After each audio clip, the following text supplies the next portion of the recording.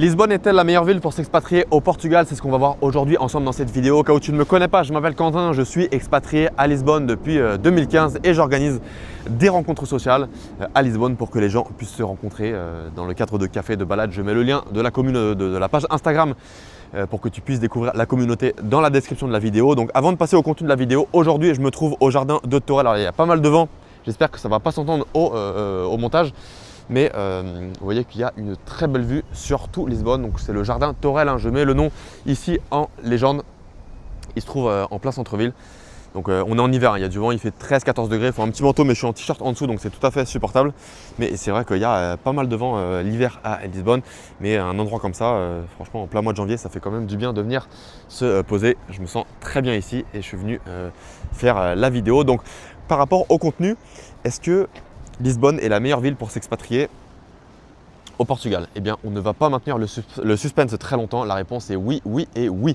Alors, j'ai toujours vécu à Lisbonne. J'ai jamais vraiment vécu dans d'autres villes, mais j'ai Porto, par exemple, au nord, qui est la deuxième plus grande ville du Portugal.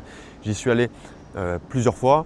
Et je suis également allé plusieurs fois dans l'Algarve, au sud où il y a de belles plages. Je suis déjà allé à Braga, qui est la quatrième ville du Portugal. Je suis déjà allé à Coimbra, bref, je suis déjà allé à Sintra, je suis déjà allé à Cascais. Je suis déjà allé dans un paquet de villes où les gens, en général, aiment bien aller s'expatrier. Et pourquoi est-ce que Lisbonne est, selon moi, la meilleure ville? Alors, il faut savoir que, personnellement, ça dépend bien sûr des goûts de chacun, mais je trouve que Lisbonne, c'est une capitale à taille humaine. Donc, capitale, ça veut dire qu'il y a quand même beaucoup d'options. C'est international, il y a énormément de restaurants, il y a énormément de cafés, il y a énormément d'espaces de coworking, mais à taille humaine, cela signifie que la ville n'est pas trop grande. Par exemple, j'ai grandi moi à Paris, hein. J'ai quitté la région parisienne quand j'avais 23 ans. Et pour moi, Paris est une ville qui est beaucoup trop grande. En fait, je me souviens à l'époque où j'organisais des sorties avec mes potes, quand on allait prendre un café, quand on allait au resto, quand on allait en boîte, il fallait s'organiser plusieurs jours à l'avance pour qu'on puisse se regrouper. Parce que forcément, lorsque vous allez dans un autre quartier de Paris, surtout si c'est à l'autre bout de Paris, et que vous avez un rendez-vous par exemple avec 4 potes, 5 potes ou 6 potes, eh bien il vous faudra beaucoup de temps pour y aller. Et ça, c'est une énorme galère si vous habitez dans les bons quartiers de Lisbonne. Sachez qu'il est très facile de se déplacer, les transports fonctionnent très bien et surtout les VTC, hein, les Uber et les Bolt, donc les taxis par application, il y en a énormément et ils sont pas très chers. Donc ça, c'est super si vous souhaitez vous déplacer et vous rendre par exemple dans un bar ou dans un restaurant et profiter de Lisbonne sans devoir mettre 1 heure, 1 heure et demie, 2 heures pour vous rendre d'un point A à un point B. Donc ça, c'est le grand point fort de Lisbonne, mais sachez que la plupart des villes au Portugal, et le Portugal est un petit pays, et bien la plupart des villes sont relativement petites. Alors la deuxième ville qui, je dirais, fait concurrence à Lisbonne, c'est Porto. Alors Porto, c'est une ville assez intéressante. Je ne suis pas un expert de Porto, j'y suis allé plusieurs fois. En général, quand j'y reste, c'est quelques jours. Je suis allé avec des amis, j'y suis allé avec mon ex-petite amie à l'époque. Et c'est une ville qui est agréable. C'est une ville où il y a pas mal de belles choses à visiter. Mais personnellement, je préfère Lisbonne car je trouve que Porto est une ville plus grise. Je trouve que Lisbonne est une ville plus vivante. Je trouve que Lisbonne est une ville plus dynamique. Et moi, c'est vrai que je me considère encore comme jeune, hein, 34 ans, et j'aime les villes dynamiques. J'aime les villes où ça bouge beaucoup.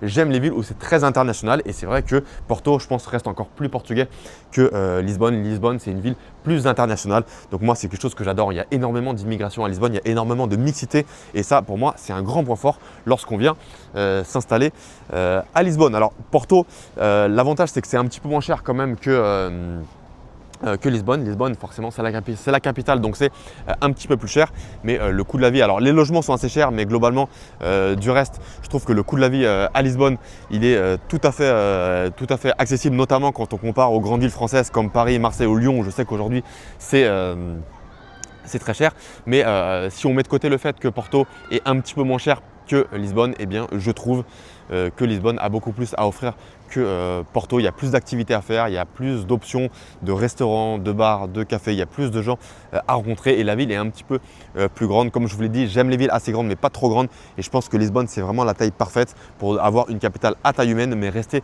dans une capitale avec plein d'options pour sortir, pour aller manger et pour faire des activités. Pour les autres villes du Portugal, personnellement je ne les choisirais pas.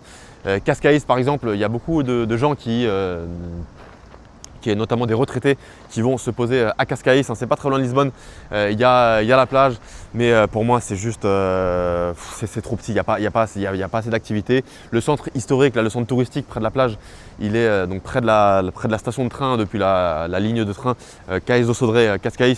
Il est très charmant, mais je trouve que ce n'est pas suffisant pour se sentir bien et pour y vivre à long terme. Et toutes les autres villes comme Braga par exemple, si je ne dis pas de bêtises, Braga c'est la 4e ville je crois au Portugal et je suis déjà allé à Braga et franchement pour une 4e ville du pays, eh bien c'est une toute petite ville, c'est une petite ville.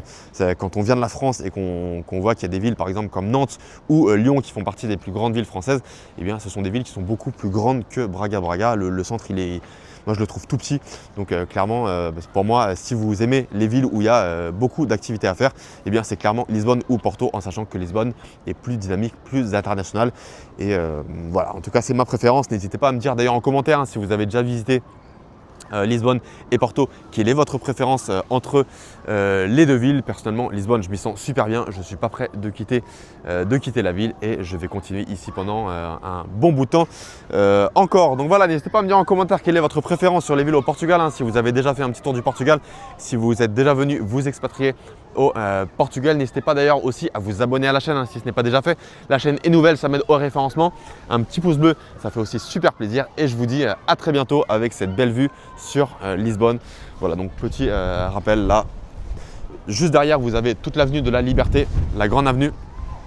Et tout au fond, on ne le verra pas forcément, mais il y a le fleuve donc le Tage, le Tejo comme on dit en portugais, avec derrière Margem Sul et ces belles plages de Caparica que vous pouvez voir tout au loin. Donc voilà, un jardin que j'adore où je vais régulièrement, le jardin Torel.